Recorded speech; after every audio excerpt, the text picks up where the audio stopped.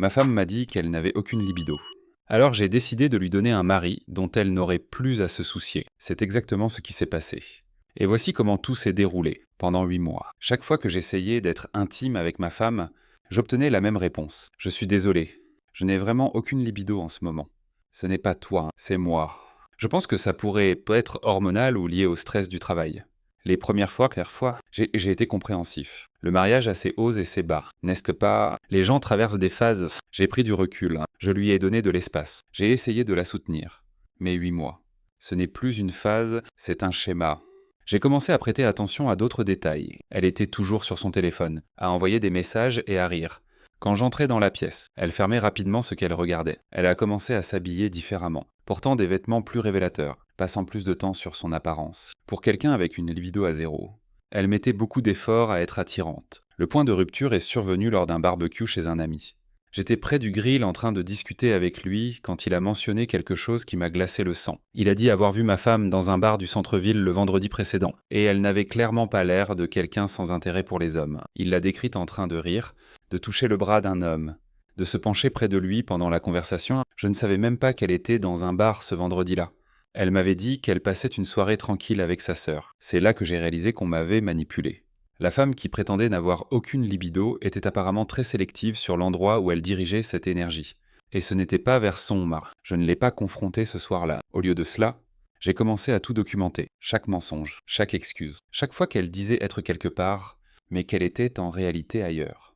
J'ai tenu un registre détaillé de son comportement, de ses habitudes avec son téléphone, de son besoin soudain de vie privée. La semaine suivante, j'ai proposé qu'on sorte dîner, juste tous les deux. Peut-être qu'un peu de romantisme aiderait à raviver la flamme. Sa réponse fut immédiate et prévisible.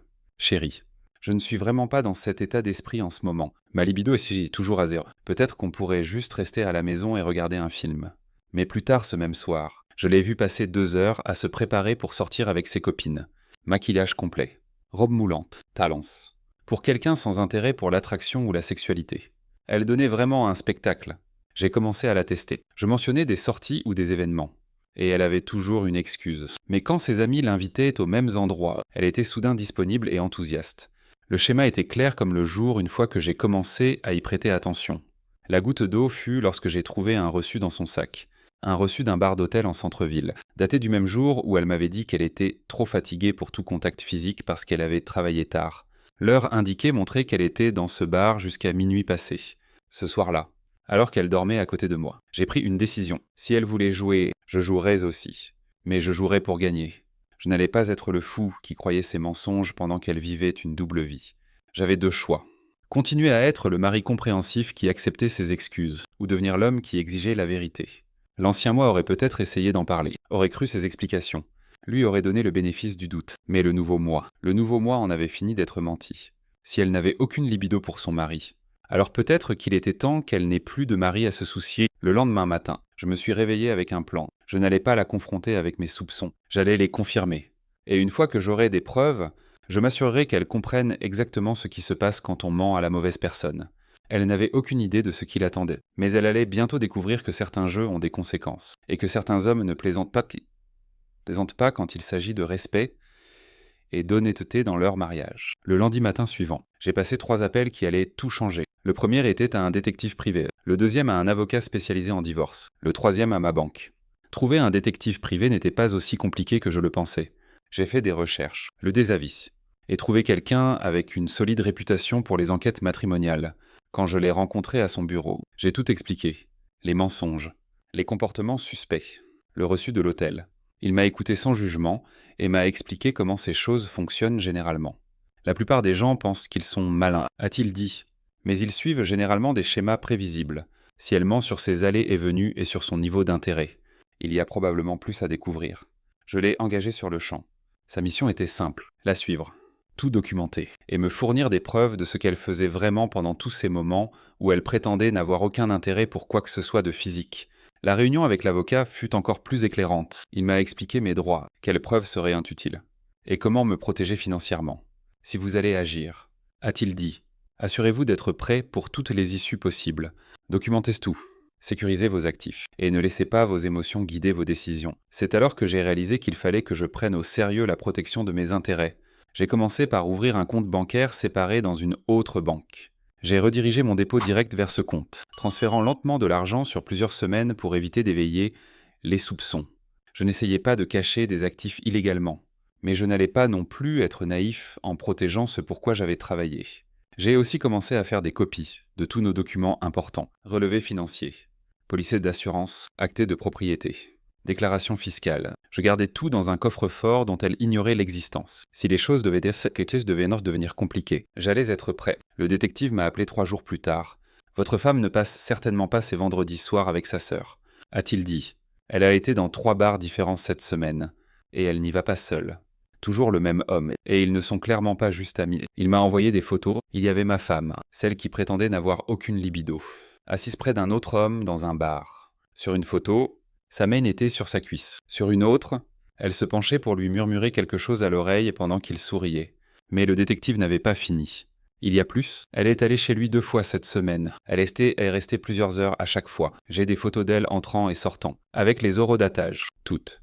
J'ai fixé les photos sur mon téléphone. C'était la même femme qui ne m'embrassait même plus pour dire bonne nuit, parce qu'elle ne ressentait rien. La même femme qui prétendait que sa libido était inexistante. Pourtant, la voilà, clairement très intéressée par quelqu'un d'autre. L'avocat m'avait conseillé de rester calme et posé, de ne pas laisser mes émotions guider mes décisions. Mais en voyant ces photos, j'ai senti quelque chose de froid s'installer dans ma poitrine. Pas vraiment de la colère, plutôt de la clarté. Le genre de clarté qui vient quand vous réalisez qu'on vous a manipulé par quelqu'un qui pensait que vous étiez trop stupide pour le découvrir. J'ai rappelé le détective. Je veux tout. Les relevés téléphoniques si vous pouvez les obtenir. Plus de photos. Une chronologie complète de ses activités. Je veux savoir exactement ce qu'elle a fait et quand. Ça va prendre 1 semaine ou 2 de plus. A-t-il dit ? Mais d'après ce que j'ai vu jusqu'à présent, vous aurez plus qu'assez de preuves. Pendant ce temps, j'ai commencé à agir de manière totalement normale à la maison. Je n'ai pas changé mon comportement. Je n'ai pas posé de questions suspectes. Je ne lui ai donné aucun indice que je savais ce qui se passait. Quand elle me disait qu'elle sortait avec ses copines, je disais « Amuse-toi bien », et je le pensais. Elle n'avait aucune idée que je savais exactement où elle allait et qui elle rencontrait. La partie la plus difficile était quand elle rentrait de ses soirées entre filles et continuait son jeu. Elle me racontait le film qu'elles avaient vu ou le restaurant où elles étaient allées, inventant des mensonges élaborés sur sa soirée. Parfois, elle se plaignait même d'être fatiguée ou stressée, utilisant cela comme une autre excuse pour expliquer pourquoi elle n'avait aucun intérêt à être proche de son mari. Je hochais simplement la tête et faisais semblant de comprendre. Bien sûr, chérie, repose-toi, on parlera demain. Mais à l'intérieur, je construisais un dossier. Chaque mensonge qu'elle racontait, je le documentais. Chaque faux alibi, je l'enregistrais. Le détective rassemblait des preuves de ses véritables allées et venues. Et je créais une trace écrite de ses tromperies. 2 semaines plus tard, j'avais une image complète. Elle voyait cet homme depuis au moins 4 mois. Elle était allée chez lui plus d'1 douzaine de fois. Ils étaient allés dans des restaurants, des bars. Même un voyage de week-end qu'elle avait prétendu être une conférence de travail. La femme avec une libido à 0 vivait une vie complètement différente. Et elle pensait que son mari était trop confiant, trop naïf, ou trop stupide pour le découvrir. Elle avait tort sur tous les points. Et maintenant, il était temps de lui montrer à quel point elle avait tort. 3 semaines après avoir engagé le détective, j'ai reçu une enveloppe Kraft contenant tout ce que j'avais besoin de savoir sur la double vie de ma femme. Les preuves étaient plus accablantes que je ne l'avais imaginé. Le détective avait fait son travail minutieusement. À l'intérieur de l'enveloppe, il y avait des dizaines de photographies, une chronologie détaillée de ses activités, et même des enregistrements audio de lieux publics où elle avait rencontré son amant. Il avait tout documenté avec des horodatages, des lieux et des contextes. Les photos racontaient toute l'histoire. Il y avait ma femme entrant dans l'immeuble de son amant à 14h un mardi, le même jour où elle m'avait envoyé un message disant qu'elle travaillait tard. Une autre photo les montrait en train de s'embrasser dans sa voiture devant un restaurant. Une troisième les montrait en train de s'enregistrer dans un hôtel ensemble pendant ce qu'elle avait prétendu être un voyage d'affaires. Mais la preuve la plus révélatrice était un enregistrement que le détective avait capturé en les suivant dans un café. Ils s'étaient positionnés à une table à proximité et avaient enregistré leur conversation. J'ai mis mes écouteurs et écouté la voix de ma femme dire des choses qui m'ont fait bouillir le sang. « Il est tellement naïf », disait-elle. Je lui dis que je n'ai aucune libido et il l'accepte. Il ne le remet même plus en question.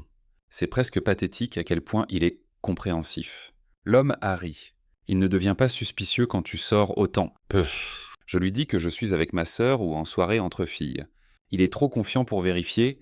De plus, il est tellement concentré à être le mari parfait et soutenant qu'il ne veut pas avoir l'air de contrôler en posant des questions. J'ai dû mettre l'enregistrement en pause, la femme que j'avais épousée. Celle avec qui j'avais été patient et compréhensif, se moquait de ma confiance. Elle ne se contentait pas de me tromper, elle se moquait de moi pour avoir été décent à ce sujet. J'ai continué à écouter le meilleur. C'est qu'il continue d'essayer d'être romantique, comme m'emmener dîner ou organiser des soirées en amoureux, et je lui dis simplement que je ne suis pas d'humeur, que ma libido est toujours absente. Il a l'air si déçu. Mais il n'insiste jamais. C'est parfait. Et le plan à long terme, c'est quoi? A demandé l'homme. Tu ne peux pas continuer comme ça éternellement. Je ne sais pas. Peut-être que je vais juste lui faire croire que je traverse une sorte de phase hormonale. De toute façon, il ne comprend rien à ça. Tant que je lui fais croire que c'est médical ou psychologique, il ne posera pas de questions. J'ai éteint l'enregistrement. J'en avais assez entendu. Ma femme ne se contentait pas d'avoir une liaison, elle avait transformé notre mariage en une blague. Et j'en étais le dindon de la farce. Le détective avait également fourni une chronologie détaillée, au cours des 4 derniers mois, alors qu'elle me rejetait et prétendait n'avoir aucun intérêt sexuel. Elle rencontrait cet homme en moyenne 3 fois par semaine, parfois chez lui, parfois dans des hôtels, parfois pour des week-ends entiers qu'elle avait déguisés en voyage de travail ou visite familiale. Les preuves montraient un schéma de tromperie calculé. Elle ne se contentait pas de tromper. Elle mentait systématiquement sur chaque aspect de son comportement, tout en me faisant sentir qu'il y avait quelque chose de mal chez moi, parce que je désirais de l'intimité avec ma propre femme. J'ai étalé toutes les photos sur mon bureau et les ai regardées une par une. Voici la preuve irréfutable que la libido de ma femme était bel et bien vivante. Elle n'était simplement pas dirigée vers son mari. L'avocat m'avait préparé à ce moment. Quand vous aurez les preuves, avait-il dit, n'agissez pas sous le coup de l'émotion. Prenez le temps de les traiter, puis prenez vos décisions en fonction des faits et de la stratégie. Pas des sentiments. J'ai suivi son conseil. J'ai tout remis dans l'enveloppe et les verrouillé dans mon coffre-fort. Puis je suis rentré chez moi et j'ai agi de manière totalement normale. Quand ma femme m'a demandé comment s'était passée ma journée, j'ai dit que tout allait bien. Quand elle m'a dit qu'elle sortait avec sa sœur ce soir-là, j'ai dit de s'amuser. Mais à l'intérieur, je planifiais. J'avais tout ce qu'il fallait pour exposer ses mensonges. J'avais des preuves documentées de sa liaison, des enregistrements d'elle se moquant de moi, et une chronologie qui contredisait chaque excuse qu'elle m'avait donnée pendant des mois. Plus important encore, j'avais déjà sécurisé mes finances et consulté un avocat. J'étais protégé légalement et financièrement. Elle pensait jouer à un jeu où elle tenait toutes les cartes, mais elle n'avait aucune idée que j'avais déjà truqué le jeu, ce soir-là, pendant qu'elle était sortie avec sa sœur. J'ai tout revu une fois de plus, les photos, la chronologie, les enregistrements. Je voulais m'assurer de comprendre chaque détail avant de passer à l'action. La femme sur ces photos avait l'air heureuse. Elle souriait. Riette s'amusait clairement. Ce n'était pas quelqu'un qui luttait avec des problèmes médicaux ou hormonaux. C'est quelqu'un qui avait choisi de rediriger son énergie loin de son mariage et vers quelqu'un d'autre. Et demain, elle allait apprendre que les choix ont des conséquences, surtout quand ces choix impliquent de mentir à quelqu'un qui vous faisait entièrement confiance. J'avais été patient, compréhensif et soutenant pendant 8 mois. J'avais accepté ses excuses, lui avais donné de l'espace, et essayé d'être le mari parfait pendant qu'elle vivait une vie secrète. Mais la patience a ses limites, et la mienne venait de s'épuiser. J'ai attendu jusqu'au vendredi soir. Elle venait de rentrer d'une autre de ces soirées entre filles, et passait par sa routine habituelle de se plaindre d'être fatiguée et stressant. Le moment parfait. « Hé, on peut parler 1 minute », ai-je dit, en m'asseyant en face d'elle dans le salon. J'ai réfléchi à nous, à notre relation. Elle a levé les yeux de son téléphone, s'attendant probablement à une autre conversation sur notre manque d'intimité. Bien sûr. Qu'est-ce qui te préoccupe ? J'ai sorti un dossier que j'avais préparé plus tôt. Eh bien, j'ai été inquiet à propos de tes problèmes de libido. 8 mois. C'est long. Alors j'ai fait quelques recherches sur les causes possibles. Son expression s'est adoucie, pensant probablement que j'allais suggérer une thérapie de couple ou une visite chez le médecin. C'est gentil de ta part d'être si compréhensif. J'ai trouvé des informations intéressantes. J'ai continué. En ouvrant le dossier, par exemple, savais-tu que les femmes avec une libido à 0 ne passent généralement pas plusieurs soirées par semaine dans des bars du centre-ville avec le même homme? La couleur a disparu de son visage. Elle s'est redressée, mais je n'avais pas fini. J'ai posé la première photographie sur la table basse entre nous. Elle montrait elle et son amant dans un restaurant, sa main couvrant la sienne sur la table. Celle-ci, elle a été prise mardi dernier. Le même soir où tu m'as dit que tu étais trop fatigué pour tout contact physique parce que tu avais travaillé tard. Elle a fixé la photo, sa bouche s'ouvrant et se fermant comme si elle cherchait des mots. Je peux expliquer. S'il te plaît, ne fais pas ça. J'ai posé une autre photo. Celle-ci les montrait en train de s'embrasser dans sa voiture. Celle-ci date de mercredi. Tu m'as dit que tu dînais avec ta sœur ce soir-là. J'ai continué à poser les photos méthodiquement, chacune contredisant un mensonge précis qu'elle m'avait raconté. Sa respiration s'accélérait, et je pouvais voir la panique s'installer. Où as-tu eu ça ? A-t-elle finalement réussi à demander « D'un détective privé que j'ai engagé il y a 3 semaines. Il s'avère que les femmes avec une libido à zéro ne s'enregistrent généralement pas dans des hôtels avec des hommes qui ne sont pas leurs maris. J'ai posé les photos de l'hôtel. Son visage était devenu complètement blanc. Mais la partie vraiment intéressante, ai-je dit, en sortant mon téléphone. C'est cet enregistrement du café sur la 5e rue.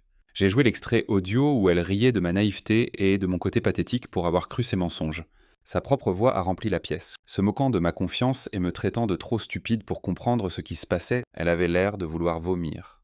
Tu m'as enregistré, je ne t'ai pas enregistré. Tu t'es enregistré toi-même en ayant des conversations privées dans des lieux publics. Le détective ne faisait que documenter tes activités. Je me suis adossé à ma chaise et les regardais tout assimilées. Elle réalisait que je savais tout, chaque mensonge, chaque excuse. Chaque fois qu'elle m'avait fait sentir que je demandais trop en voulant de l'intimité avec ma propre femme. Depuis combien de temps sais-tu ? A-t-elle murmuré. Assez longtemps pour consulter un avocat spécialisé en divorce et séparer nos finances. Assez longtemps pour documenter chaque mensonge que tu m'as raconté au cours des 4 derniers mois. Assez longtemps pour me protéger de n'importe quel jeu que tu pensais jouer. Elle a commencé à pleurer, mais je n'étais pas ému. Ce n'étaient pas des larmes de remords. C'était les larmes de quelqu'un qui s'était fait prendre. Ce n'est pas ce que tu penses. A-t-elle dit ? Ça ne signifiait rien. J'étais juste confuse à propos de notre relation et... Arrête. Ma voix était calme mais ferme. N'insulte pas davantage mon intelligence. J'ai 4 mois de preuves montrant exactement ce que ça signifiait pour toi. J'ai des enregistrements de toi riant de la facilité avec laquelle tu me manipulais. Elle a essayé une autre approche. On peut surmonter ça. On peut aller en thérapie. Je vais mettre fin à ça avec lui tout de suite. J'ai presque ri. Tu penses que que c'est à propos de lui. Ce n'est pas à propos d'un type avec qui tu couches. C'est à propos du fait que tu as transformé notre mariage en une blague et fait de moi le dindon de la farce. Je me suis levé et j'ai rassemblé les photos. Tu m'as dit que tu avais une libido à zéro. Tu m'as fait sentir qu'il y avait quelque chose de mal chez moi parce que je désirais de l'intimité physique avec ma femme. Tu as utilisé ma confiance et ma compréhension contre moi pendant que tu vivais une vie complètement différente. S'il te plaît. A-t-elle dit ? En attrapant mon bras, j'ai fait une erreur. Je peux réparer ça. Je me suis dégagé. Tu n'as pas fait une erreur. Tu as fait un choix. Chaque mensonge était un choix. Chaque fois que tu me rejetais, pendant que tu voyais cet homme, était un choix. Chaque fois que tu te moquais de ma confiance était un choix. Elle sanglotait maintenant. Mais je ne ressentais rien. La femme qui pleurait devant moi n'était pas celle que j'avais épousée. La femme que j'avais épousée n'aurait pas été capable d'un tel niveau de tromperie. Qu'est-ce qui va se passer maintenant ? A-t-elle demandé.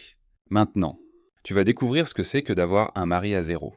Tu voulais garder ton amant, tout en ayant un mari qui payait les factures et ne posait pas de questions. Mais tu ne peux pas avoir les deux... Je me suis dirigé vers la porte, puis je me suis retourné. L'avocat dit que j'ai tout ce qu'il faut pour le divorce. Les comptes financiers sont déjà séparés. Ton amant peut commencer à aider avec les factures, puisqu'il en profite. Tu ne peux pas juste partir. A-t-elle dit, en se levant. C'est aussi ma maison. En fait, non. Vérifie l'acte de propriété. Il est uniquement à mon nom, acheté avant notre mariage. L'avocat s'est assuré que je comprenne exactement ce qui est à moi et ce qui est à nous. L'expression sur son visage était de pur choc. Elle pensait jouer à un jeu où elle avait tout le pouvoir. Mais elle n'avait jamais pris la peine de comprendre les règles. Je t'ai fait entièrement confiance. Ai-je dit ? J'ai cru chaque excuse, chaque mensonge, chaque raison pour laquelle tu ne pouvais pas être intime avec ton propre mari. Je t'ai donné de la patience, de la compréhension et du soutien pendant que tu faisais de moi un fou. J'ai ouvert la porte. Mais tu as fait une erreur cruciale. Tu as sous-estimé l'homme à qui tu mentais. Certaines personnes sont faciles à manipuler. Je n'en fais pas partie. Je ne suis pas parti ce soir-là. Au lieu de cela, je me suis rassis et les regardais s'efforcer de sauver une situation qui était déjà terminée.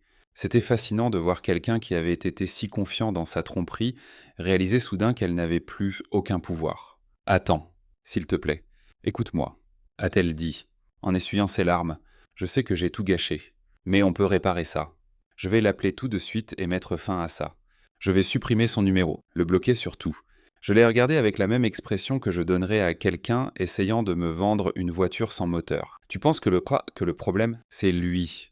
Tu penses que si tu te débarrasses de lui, tout redevient normal. Elle a hoché la tête désespérément. Oui, c'était juste une erreur stupide. Je me suis laissé emporter par quelque chose qui ne signifiait rien. 4 mois de visites à l'hôtel ne signifiaient rien. Rire de ton mari pathétique ne signifiait rien. Me mentir en face tous les jours pendant 8 mois ne signifiait rien. Son visage s'est effondré. Je ne pensais pas ce que j'ai dit. J'essayais juste d'avoir l'air cool devant lui. Alors, tu me dis que tu lui as menti sur ce que tu ressentais vraiment à propos de me mentir. Tu t'entends là. Elle a commencé à faire les 100 pas dans la pièce, sa panique augmentante. Qu'est-ce que tu veux que je fasse ? Dis-moi ce que tu veux que je fasse pour réparer ça. Il n'y a rien à réparer. Ce n'est pas un problème avec une solution. C'est une conséquence avec une cause. J'ai sorti mon téléphone et lui ai montré l'application bancaire. Tu vois ça? C'est mon nouveau compte. Tout mon argent est maintenant là. Le compte joint a exactement assez pour couvrir tes dépenses pendant 30 jours. Ses yeux se sont écarquillés. Tu ne peux pas faire ça. J'ai besoin d'accès à notre argent. Notre argent, je suis le seul à y contribuer pendant que tu dépensais ton temps et ton énergie ailleurs. Pourquoi devrais-je financer ton style de vie et alors que je n'en fais clairement pas partie? Elle s'est assise lourdement sur le canapé. C'est insensé. Tu exagères? Les gens font des erreurs dans les mariages tout le temps. Des erreurs. J'ai presque ri. Laisse-moi te dire à quoi ressemble une erreur. Une erreur, c'est oublier d'acheter du lait en rentrant. Une erreur, c'est réserver 2 dîners le même soir. Ce que tu as fait, c'est créer une réalité alternative élaborée où tu avais une vie différente avec un homme différent, tout en m'utilisant comme ta sécurité financière. Je me suis levé et me suis dirigé vers la fenêtre. Tu sais ce qui est vraiment triste. Si tu avais juste été honnête et dit que tu n'étais pas heureuse, on aurait pu travailler dessus ou mettre fin aux choses comme des adultes. Mais au lieu de ça, tu as choisi de me faire sentir qu'il y avait quelque chose de mal chez moi. Je n'ai jamais dit qu'il y avait quelque chose de mal chez toi, a-t-elle protesté. Tu n'avais pas besoin de le dire. Chaque fois que tu me rejetais et prétendais n'avoir aucune libido, tu insinuais que mon désir d'intimité avec ma femme était déraisonnable. Chaque fois que tu agissais, comme si l'affection physique était un fardeau, tu me faisais sentir que je demandais trop. Elle est restée silencieuse un moment, peut-être réalisant enfin le dommage psychologique qu'elle avait causé. Depuis combien de temps planifies-tu ça? A-t-elle demandé doucement. Planifier quoi? L'enquête. La protection financière. Le divorce. Je me suis retourné pour lui faire face. J'ai commencé à planifier dès que j'ai réalisé que tu me mentais. Tu vois? C'est la différence entre nous. Quand j'ai découvert un problème, j'ai pris des mesures pour le résoudre. Quand tu avais des problèmes dans notre mariage, tu as juste trouvé quelqu'un d'autre pour t'amuser pendant que tu me gardais pour la commodité. Son téléphone a vibré. Elle l'a regardé automatiquement, puis l'a rapidement posé face cachée. Mais j'en avais assez vu, laisse-moi deviner. C'est lui qui se demande pourquoi tu ne réponds pas à son message ce soir. Elle n'a pas répondu, ce qui était une réponse suffisante. Voici ce qui va se passer. Ai-je dit, en me rasseyant. Les papiers de divorce seront déposés lundi matin. L'avocat dit qu'avec les preuves que j'ai, ça devrait être simple. Tu peux garder tout ce qui t'appartient vraiment, mais tout le reste reste avec moi. Où suis-je censé aller? A-t-elle demandé. J'ai entendu dire que ton petit ami a un appartement. Peut-être qu'il est temps de découvrir s'il est prêt à soutenir le style de vie dont il a profité. Son visage a de nouveau blêmi. Tu ne comprends pas, ce n'est pas comme ça avec lui. On n'a jamais parlé de quelque chose de sérieux. Alors, tu me dis que l'homme que tu voyais 3 fois par semaine depuis 4 mois, l'homme avec qui tu as été intime tout en refusant ton mari, n'a jamais discuté de quoi que ce soit au-delà d'aventures occasionnelles. Elle a baissé les yeux sur ses mains. C'était juste amusant. Ce n'était pas censé être compliqué. Eh bien, félicitations. C'est devenu très compliqué. Tu ne peux pas garder un mari pour la sécurité et un petit ami pour l'excitation. Tu dois choisir l'un ou l'autre. Je me suis dirigé vers les escaliers. Je vais préparer quelques affaires et rester dans un hôtel ce soir. Je te suggère d'utiliser ce temps pour réfléchir à ton prochain mouvement, car lundi matin, tout change officiellement. S'il te plaît, ne fais pas ça. A-t-elle crié après moi. Je t'aime. J'ai fait une terrible erreur, mais je t'aime. J'ai arrêté sur les escaliers et me suis retourné. Tu aimes la sécurité que je fournis. Tu aimes avoir quelqu'un de fiable pour payer les factures pendant que tu vis ta vie de fantaisie. Mais tu ne m'aimes pas. Si tu m'aimais, tu n'aurais pas passé 4 mois à me faire sentir inadéquat pendant que tu donnais à un autre homme tout ce que tu prétendais ne pas avoir. J'ai continué à monter les escaliers, mais elle m'a suivi. Et si je pouvais te prouver que j'ai changé? Et si je pouvais te montrer que je te choisis? J'ai ouvert mon placard et commencé à préparer un sac. Tu m'as déjà montré ton choix. Chaque mensonge était un choix. Chaque rendez-vous secret était un choix. Chaque fois que tu rentrais à la maison et faisais semblant d'être l'épouse aimante était un choix. J'ai fermé mon sac et me suis dirigé vers la porte. La différence, c'est que maintenant, tu vas devoir vivre avec les conséquences de ces choix. Et moi, je vais vivre sans eux. Le lundi matin est arrivé. Et j'étais dans le bureau de l'avocat à 9 heures précises. Les papiers de divorce ont été déposés à 10 heures, à midi. Elle avait été notifiée à son lieu de travail. Le détective avait suggéré de la faire notifier là-bas plutôt qu'à la maison. Et j'ai compris pourquoi. Des conséquences publiques pour un comportement public. Elle m'a appelé 17 fois ce jour-là. Je n'ai répondu à aucun appel. Les semaines suivantes ont révélé exactement qui elle était vraiment. Quand la réalité a frappé que je ne reviendrai pas, qu'il n'y aurait pas de réconciliation. Elle a montré son vrai visage. La femme larmoyante et apologétique a disparu. Remplacée par quelqu'un de exigeant et d'arrogant. Elle a engagé son propre avocat et a essayé de prétendre qu'elle méritait la moitié de tout, y compris la maison à laquelle elle n'avait jamais contribué financièrement. Son avocat lui a rapidement expliqué que l'adultère avec des preuves documentées n'allait pas aider son cas. Surtout combiné à la preuve qu'elle était financièrement dépendante pendant qu'elle menait sa liaison. La meilleure partie est arrivée quand elle a essayé d'obtenir une pension alimentaire temporaire. Le juge a examiné les preuves, y compris les enregistrements d'elle se moquant de moi pour être soutenant, et a rejeté sa demande. Apparemment, les juges ne regardent pas favorablement les personnes qui abusent de la confiance de leur conjoint tout en exigeant un soutien financier. Pendant ce temps, sa relation avec son amant s'est effondrée en 2 semaines. Il s'avère qu'il n'était pas intéressé par un engagement à temps plein ou à aider à soutenir quelqu'un financièrement. Il avait aimé l'excitation d'une liaison avec une femme mariée, mais quand elle est devenue disponible et nécessiteuse, il a disparu plus vite que ses excuses de libido à zéro. Elle a essayé de me contacter par l'intermédiaire d'amis communs, prétendant qu'elle avait appris sa leçon et voulait arranger les choses. J'ai veillé à ce que tout le monde sache exactement ce qui s'était passé. Pas par méchanceté, mais parce que je voulais que les gens comprennent à qui ils avaient affaire si elle essayait de les manipuler aussi.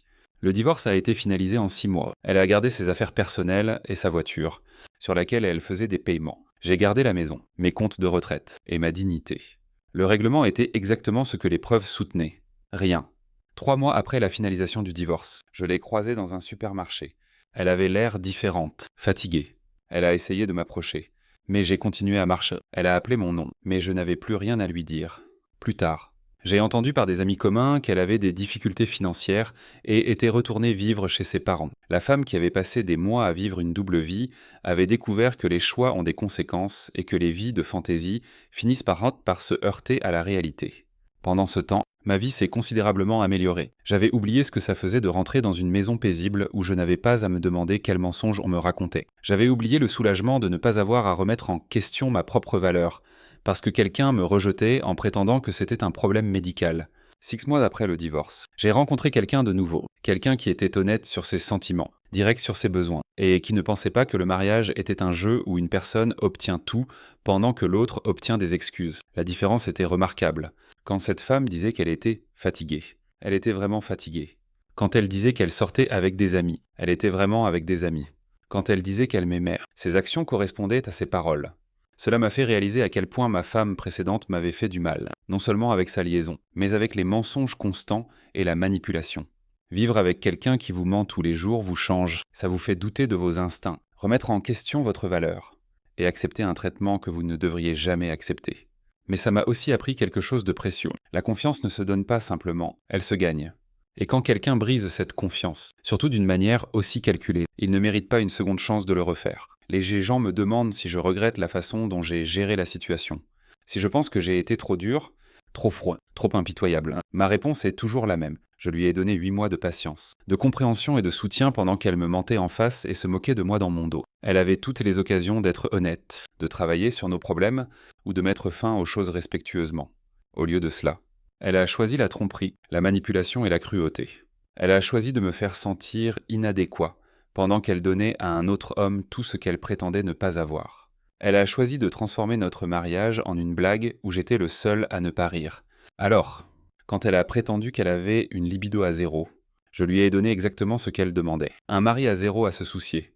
Elle voulait vivre comme une femme célibataire tout en ayant la sécurité d'une femme mariée. Mais on ne peut pas avoir les deux. Certains pourraient qualifier ce que j'ai fait de calculé ou de froid. Moi, j'appelle ça la justice. Elle a joué à un jeu où elle pensait tenir toutes les cartes, mais elle n'a jamais considéré que son adversaire pourrait jouer à un jeu complètement différent. À la fin, elle a obtenu exactement ce vers quoi elle travaillait.